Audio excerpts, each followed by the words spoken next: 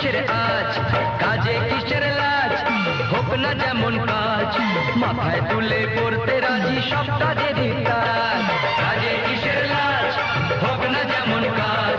মাথায় তুলে পড়তে রাজি সব কাজেরই কাজ বাবার পকেট আর না মেরে রক ক্লাবের আড্ডা ছেড়ে বাবার পকেট আর না মেরে রক ক্লাবের আড্ডা ছেড়ে কাজের দেশে হও না তুমি নতুন যুবরাজ বুঝলে কাজে কিসের লাজ হোক না যেমন কাজ মাথায় তুলে পড়তে রাজি সব কাজেরই কাজ কাজে কিসের লাজ হোক না যেমন কাজ মাথায় তুলে পড়তে রাজি সব কাজ